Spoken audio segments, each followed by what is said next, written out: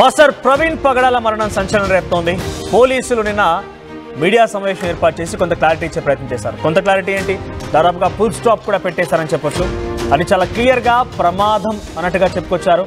ఆ తర్వాత అక్కడ ఏదైనా ఆయన పైన దాడి చేసినట్టుగా, హత్య చేసినట్టుగా ఏ ఆధారం కూడా దొరకలేదని చాలా క్లియర్గా పోలీసులు చెప్పుకొచ్చారు. దీంతో ఇక్కడితో ఫుల్ స్టాప్ పెట్టినట్టు అయింది. కానీ చాలా మంది కూడా తన అభిప్రాయాలు వ్యక్తం చేస్తున్నారు, అనుమానాలు వ్యక్తం చేస్తున్నారు, పోలీసులను తప్పుపడుతున్నారు.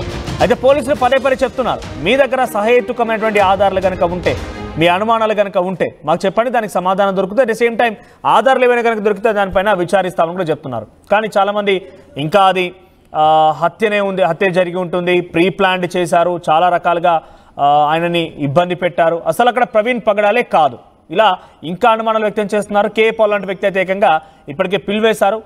ఏప్రిల్ 16 వాదనలు కూడా వినబోతున్నారు. మరి చూద్దాం ఏం జరుగుతుందో. మనతో పాటుగా ఆర్టీవీ స్టూడియోలో ఉదయకాంత్ గారు ఉన్నారు, జూమ్లో జాన్ గారు సిద్ధంగా ఉన్నారు. వారితో మాట్లాడదాం ఒకసారి. ఇంకా వారికి అనుమానాలు ఏంటి, వారు ఏం చెప్తున్నారో తెలుసుకునే ప్రయత్నం చేద్దాం. ముందుగా నేను ఒకసారి జాన్ గారి దగ్గరికి వెళ్తాను.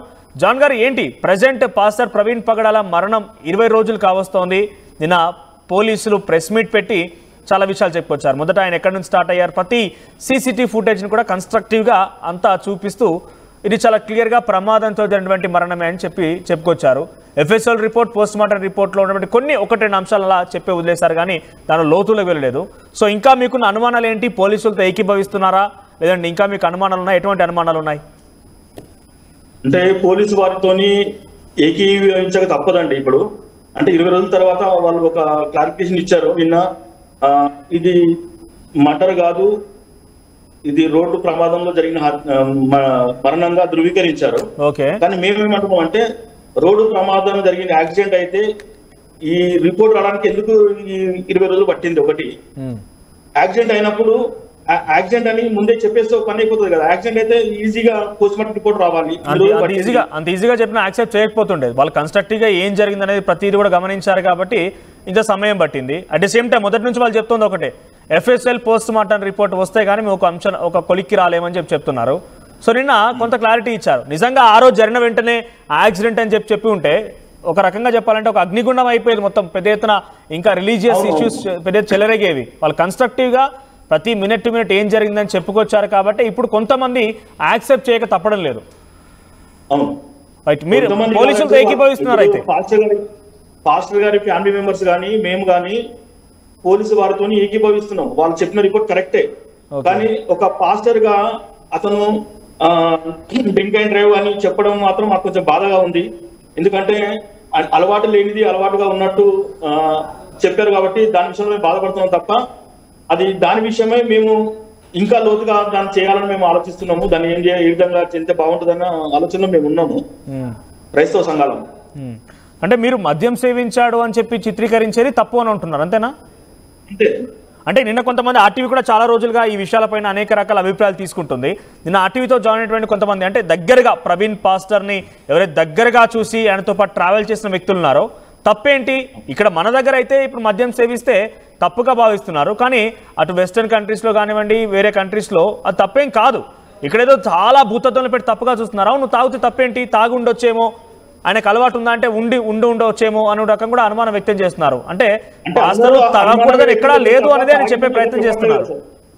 సార్ అందరూ అనుమానమే వ్యక్తం చేస్తున్నారు, తాగిండొచ్చేమో, ఆ తప్పు కాకుండొచ్చేమో ఏమో అంటే ఆయన కొంత క్లారిటీ ఇచ్చారు. ప్రవీణ్కి అలవాటు ఉందా అని అంటే అలవాటు ఉంది అనే క్లారిటీ అయితే ఇచ్చారు. ఆయన ఎవరు ఇచ్చారు? దగ్గరగా చూసినటువంటి వ్యక్తి, ఆయనతో పాటు ట్రావెల్ చేసిన వ్యక్తి అని అనిల్ అనే ఒక పాస్టర్ మాతో మాట్లాడిన సమయంలో చెప్పుకొచ్చారు. తప్పేమి కాదు అలా చేయడం, పదే దాన్ని కాన్సన్ట్రేట్ చేయడం తప్పు అని చెప్పి కూడా చెప్పుతున్నారు ఆయన. ఇప్పుడు ప్రవీణ్ పగడాల గారి మరణం తర్వాత రకరకాల పుకార్లు, రకరకాల షికార్లు జరిగినాయి. అప్పుడు చాలా మంది మర్డర్ అని, చాలా మంది యాక్సిడెంట్ అని రకరకాలుగా చెప్పారు. కొంతమంది తాగుబోతు చిత్రీకరించే ప్రయత్నం చేశారు. సరే తాగిరని, డ్రింక్ అండ్ డ్రైవ్ అని పోలీసు వారు లాస్ట్ చివరికి చెప్పారు. వాళ్ళ ఫ్రెండ్స్ ఉన్నప్పుడు అప్పుడు కూడా వాళ్ళ ఫ్రెండ్స్ బయటకు వచ్చి అప్పుడు వాళ్ళ ఫ్యామిలీ మెంబర్స్ కు మీ పాస్టర్ గారికి అలవాటు ఉంది కదా అని చెప్పొచ్చు కదా. ఇప్పుడు లాస్ట్ మూమెంట్ లో వీళ్ళంతా ఎందుకు వేరే వాళ్ళు ఎవరెవరు ఆరోపణలు చేశారు ఏంటని పక్కన పెడితే, కనీసం వాళ్ళ కుటుంబంలో తన భార్య కానివ్వని, తనకు సంబంధించి ఇంకెవరైనా దగ్గర బంధువులు ఉండుంటారు కదా, వాళ్ళు క్లారిటీ ఇస్తే అయిపోయేది. ఇన్ని రకాలుగా చెక్కర్లు పుకార్లు షికార్లు చేస్తున్నప్పుడు ఏకంగా పాస్టర్లపైనే రకరకాల ఆరోపణలు లేకంగా మీరు అంటున్నట్టుగా చాలా ఇబ్బందిగా ఉంది ఈ మాట వినడానికి అని చెప్తున్నటువంటి మీలాంటి వాళ్ళు చాలా మంది బాధపడుతుంటే ఎస్ ఆయనకు అలవాట్లేదు అని ఎక్కడ వాళ్ళు క్లారిటీ ఇవ్వలేదు. పాపం వాళ్ళ ఫ్యామిలీ మెంబర్స్ అదే రోజు చెప్పారు, మాకు పోలీసు వారి పైన ప్రభుత్వం పైన నమ్మకం ఉంది, మేము వాళ్ళని మాకు నమ్మకం జరుగుతుంది, దేవుడు మాకున్నాడు, మాకు న్యాయం చేస్తాడని చెప్పారు. చెప్పినప్పుడే ఈ సంఘాలుగా ఈ బ్లేమ్ చేసేవాళ్ళు, ఈ పుకారులు షికారులు రాజకీయంగా వాడుకునేటోళ్ళు, మతాల కోసం కులాల కోసం మాట్లాడే వాళ్ళు అదే రోజు కామ్గా ఉంటే అయిపోయేది. వాళ్ళ ఫ్యామిలీని ఇప్పుడు అంటే మీరు ఏమంటారు జాన్ గారు, ప్రవీణ్ పగడాల మరణాన్ని రాజకీయంగా లేకుంటే రిలీజియస్ గా వాడుకున్నారంటారా ఎవరైనా కొంతమంది? వాడుకున్నారని సార్, వాడుకున్నారు కాబట్టి ఇన్ని గొడవలు జరిగినాయి, ఇంత ఇష్యూ అయిపోయింది. ప్రవీణ్ పగడాల గారి మరణంకు ముందు ప్రవీణ్ పగడాల గారు ఒక 10%కే తెలుసు. మరణం తర్వాత ప్రవీణ్ పగడాల గారు ప్రపంచానికి తెలుసు. అవును, ఇప్పుడు చాలా మంది సేవకులు చనిపోయారండి, చాలా రకాలుగా చనిపోయారు, కొట్టి చంపేశారు, కొంతమంది యాక్సిడెంట్లు అయినాయి, చాలా మంది అయినారు. ఏ సేవకుని విషయంలో ఇంత రచ్చ కాలేదు. ఈ సేవకుని విషయంలో ఎందుకు రచ్చ అయిందంటే ఆ యాక్సిడెంట్ చేసిన రాజమండ్రి ఏరియాలో చాలా చర్చిలు ఉంటాయి, చాలా క్రిస్టియన్ సంఘాలు ఉంటాయి. ఆ సంఘాలన్నిటితో అన్న కోఆర్డినేట్ ప్రవీణ్ గారు కోఆర్డినేట్ చేశారు కాబట్టి వాళ్ళు తెలిసి వాళ్ళు ఒకేసారిగా గుంపులుగా 100 మంది వచ్చేసరికి దాన్ని ఎవరి అవసరానికి వాళ్ళు వాడుకున్నారు.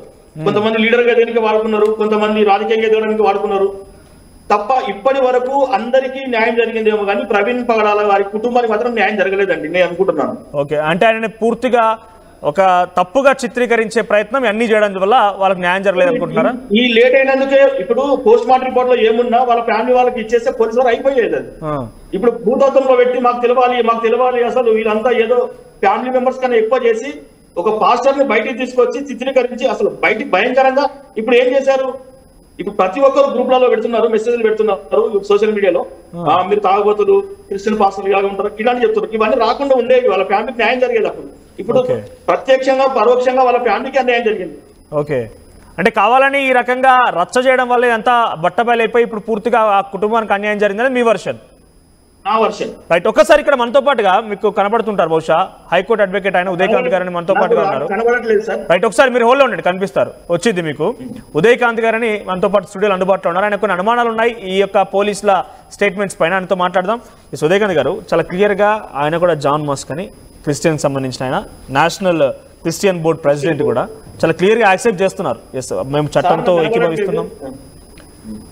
ఏకీభవిస్తున్నాము, వాళ్ళ కుటుంబం కూడా మొదట్లోనే చెప్పుకొచ్చింది చట్టంతో ఏకీభవిస్తున్నామని చెప్తున్నారు. సో మీకున్న అనుమానాలు ఏంటి, అంటే మీరు పోలీసులు ఏకీభవిస్తున్నారా లేకుంటే మీకు ఏమైనా క్వశ్చన్స్ ఉన్నాయి? ఇంకా అడ్వకేట్ కు పోలీసులకు ఎప్పుడు కాంట్రడిక్టరీ ఉంటుంది, ఆ పాయింట్ ఆఫ్ వ్యూలో కాంట్రడిక్టరీ ఉంటుంది. ఎందుకంటే అగ్రీవ్డ్ పార్టీస్ ను ప్రొటెక్ట్ చేసే బాధ్యత లాయర్స్ తీసుకుంటారు. ఈ మోర్ పర్టికులర్ కేసులో నేను ఒకటి క్లియర్ చేసుకున్నాను, వెరీ ఫస్ట్ ఇన్స్టాన్స్ లో ఎటువంటి రిలీజియస్ కు నేను బయాస్డ్ అన్బయాస్డ్ కాదు. ఇది ఫస్ట్ ఇన్స్టెన్స్ లో నేను చెప్తున్నా నా స్టేట్మెంట్. ఇన్వెస్టిగేషన్ కోణంలో ఏమన్నా టెక్నికల్ ల్యాప్సెస్ ఉంటే గనక దీన్ని ఖచ్చితంగా ఒక అడ్వకేట్ గా ప్రజల్లోకి తీసుకువెళ్లాల్సిన బాధ్యత నాకు ఉంటుంది. ఎప్పుడంటే అగ్రీవ్డ్ పార్టీ మనల్ని అప్రోచ్ అయినప్పుడు, ఎవరైతే నష్టపోయినారో ఇన్సిడెంట్ లో అండ్ పోలీస్ ఇన్వెస్టిగేషన్ లో కనుక ఎవరికైనా నష్టం జరిగిందో, పోలీస్ ఇన్వెస్టిగేషన్ తరోగా లేనప్పుడు వాళ్ళు కనుక న్యాయం కోరుకుంటే దీన్ని నిన్న జరిగిన ఇన్సిడెంట్ అంటే ఆల్మోస్ట్ 24 hours దాటినము, ఏదైతే నిన్న ఐజీ అశోక్ కుమార్ గారు రిలీజ్ చేసిన న్యూస్ని, దీన్ని కావాలంటే ఒకవేళ నష్టపోతే అగ్రీవ్డ్ పార్టీ ఎవరైతే ఉన్నారో దాన్ని ప్రొటెస్ట్ చేయొచ్చు. పోలీస్కి ఇన్వెస్టిగేషన్ ఇంత సెన్సేషనల్ కేసుని ఇంత తొందరగా ఇన్వెస్టిగేషన్ పూర్తి, అంటే తొందరగా కాదు అసలు చెప్పాలంటే డిలే అయింది, పూర్తి చేసి క్లోజ్ చేసే అధికారం పోలీస్కు ఎక్కడ ఉన్నదని చెప్పి నేను అడుగుతున్నా. ఒకవేళ పోలీస్ క్లోజ్ చేస్తే